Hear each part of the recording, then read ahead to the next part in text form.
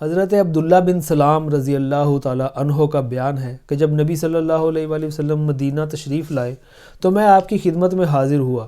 جب میں نے آپ کا چہرہ مبارک دیکھا تو اچھی طرح سمجھ گیا کہ یہ کسی جھوٹے آدمی کا چہرہ نہیں ہے۔ پھر آپ نے پہلی بات جو ارشاد فرمائی وہ یہ تھی کہ اے لوگو، سلام پھیلاؤ، کھانا کھلاؤ، صلہ رحمی کرو، اور رات میں جب لوگ سو رہے ہوں تو نماز پڑھو، جنت میں سلامتی کے ساتھ داخل ہو جاؤ گے۔ سبحان اللہ، کتنا آسان ہے۔ اللہ پاک اس پہ بھی ہمیں عمل کرنے کی توفیق عطا فرمائے۔ آپ فرماتے تھے وہ شخص جنت میں داخل نہ ہوگا جس کا پڑوسی اس کی شرارتوں اور تباہ کاریوں سے مامون و محفوظ نہ رہے۔ یعنی اپنے ہمسایوں کا خیال رکھنا ہے ہر طرح۔ کوئی اگر بوڑھا ہمسایہ ہمارا ہے، پڑوسی ہے، نیبر ہے، تو اس کا خیال رکھنا ہے، اس شور و غل نہ کریں تاکہ اس کی نیند میں خلل نہ آئے۔ کوئی بچے ہیں ساتھ والے گھروں میں رہتے ہیں تو ان کا خیال رکھیں۔ اگر پڑوسی غریب ہے تو اس کو کھانا پیش کریں، جو خود پکائیں وہ اس کو پیش کریں۔ اس کا یہ ہمیں جو ہے سبق ملتا ہے۔ اور فرماتے تھے کہ مسلمان وہ ہے جس کی زبان اور ہاتھ سے مسلمان محفوظ رہیں۔ اور فرماتے تھے تم میں سے کوئی شخص مومن نہیں ہو سکتا یہاں تک کہ اپنے بھائی کے لیے وہی چیز پسند کرے جو خود اپنے لیے پسند کرتا ہے۔ اور فرماتے تھے سارے مومنین ایک آدمی کی طرح ہیں کہ اگر اس کی آنکھ میں تکلیف ہو تو سارے جسم کو تکلیف محسوس ہوتی ہے، اور اگر سر میں تکلیف ہو تو سارے جسم کو تکلیف محسوس ہوتی ہے۔ اور فرماتے کہ مومن کے لیے عمارت کی طرح ہے جس کا بعض کو قوت پہنچاتا ہے۔ یعنی ایک عمارت ہوتی ہے، اس میں پلرز کا بھی وہی کام ہوتا ہے۔ اگر پلر نہ ہو تو بھی عمارت گر جائے گی، دیواریں نہ ہو تو بھی عمارت گر جائے گی، کھڑکیاں نہ رکھی جائیں تو عمارت بیکار ہے، دروازہ نہ ہو تو بھی عمارت بیکار ہے، چھت نہ ہو تو بھی عمارت بیکار ہے۔ تو مومن کے لیے عمارت کی طرح ہے جس کا بعض کو قوت پہنچاتا ہے۔ یعنی دروازے کے اوپر جب بیم ڈالا جاتا ہے تو وہ جو بیم ڈالتا ہے وہ اوپر والی اینٹوں کو قوت پہنچاتا ہے۔ تو اسی طرح مومن کا کردار ہونا چاہیے کہ دوسرے مومن کے لیے سہارا بنے اور اس کو قوت پہنچانے کی کوشش کرے۔ اور فرماتے کہ آپس میں بغض نہ رکھو، باہم حسد نہ کرو، ایک دوسرے سے پیٹھ نہ پھیرو، اور اللہ کے بندے اور بھائی بن کر رہو۔ کسی مسلمان کے لیے حلال نہیں کہ اپنے بھائی کو 3 دن سے اوپر چھوڑے رہے۔ سبحان اللہ، سبحان اللہ۔ اور آج معاشرے میں کیا حال ہے کہ لوگ ایک دوسرے کے ساتھ جو قطع رحمی کرتے ہیں، یعنی بس کوئی بات ہو گئی میں نے تیرے ساتھ نہیں بولنا، پھر سال ہا سال اس کے ساتھ بات بھی نہیں کرتے اور دیکھنا بھی گوارا نہیں کرتے۔ تو نبی کریم صلی اللہ علیہ وآلہ وسلم نے فرمایا کہ 3 دن سے زیادہ ایک دوسرے کو نہ چھوڑو۔ اور فرماتے کہ مسلمان کا بھائی ہے، نہ اس پر ظلم کرے اور نہ اسے دشمن کے حوالے کرے۔ اور جو شخص اپنے بھائی کی حاجت میں کوشاں ہوگا اللہ اس کی حاجت میں کوشاں ہوگا، اور جو شخص کسی مسلمان سے کوئی غم اور دکھ دور کرے گا اللہ اس شخص سے روز قیامت کے دکھوں میں سے کوئی دکھ دور کرے گا، اور جو شخص کسی مسلمان کی پردہ پوشی کرے گا اللہ قیامت کے دن اس کی پردہ پوشی کرے گا۔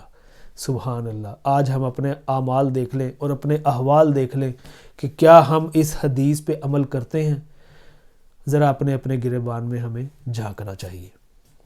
ہماری تو کوشش لوگوں کی، آج کل کے معاشرے میں لوگوں کی کوشش یہ ہوتی ہے کہ کسی کی کوئی چھوٹی سی بات ہاتھ میں آ جائے تو اس کو بس یہ جب سے اسپیشلی یہ سوشل میڈیا آیا ہے اس کو پھیلا دو، دنیا میں پھیلا دو، اور اس شخص کی پگڑی ایسے اچھالو کہ اس کی معاشرے میں کوئی عزت نہ رہے۔ اللہ تعالی ہمیں اس سے بچنے کی توفیق عطا فرمائے۔ نبی کریم صلی اللہ علیہ وآلہ وسلم نے فرمایا کہ جو شخص کسی مسلمان کی پردہ پوشی کرے گا اللہ قیامت کے دن اس کی پردہ پوشی کرے گا۔ اور فرماتے تم لوگ زمین والوں پر مہربانی کرو تو تم پر آسمان والا مہربانی کرے گا۔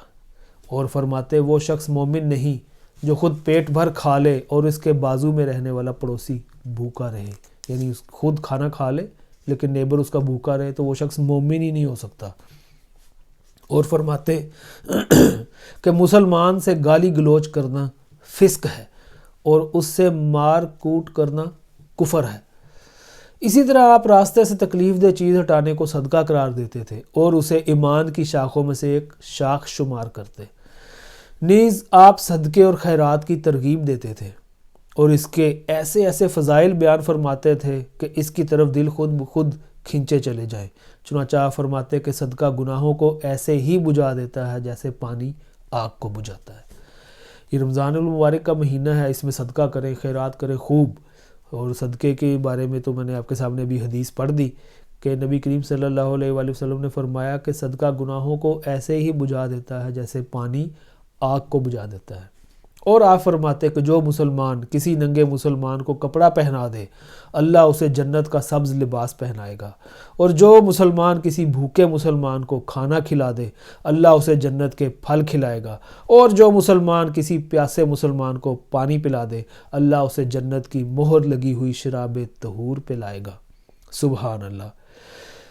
آپ فرماتے آگ سے بچو اگرچہ کھجور کا ایک ٹکڑا ہی صدقہ کر کے، اور اگر وہ بھی نہ پاؤ تب تو پاکیزہ بول کے ذریعے ہی آگ سے بچو۔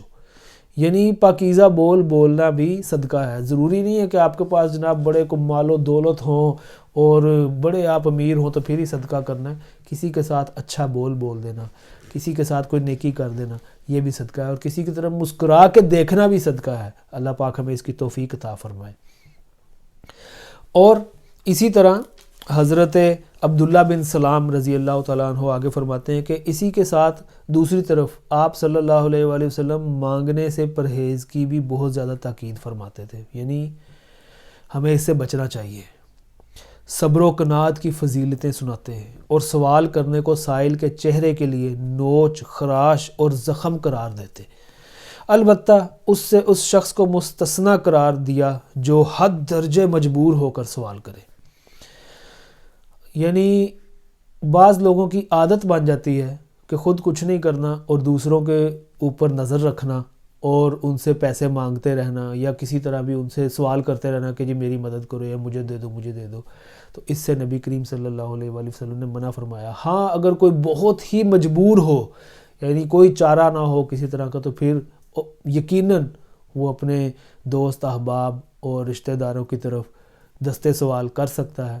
اس حدیث سے ہمیں یہی جو سبق ملتا ہے وہ یہی ہے کہ کوئی شخص حد درجہ مجبور ہو تو وہ اس سے مستثنی ہے، وہ سوال کر کے اپنی جو مجبوری کو ہے ختم کر سکتا ہے۔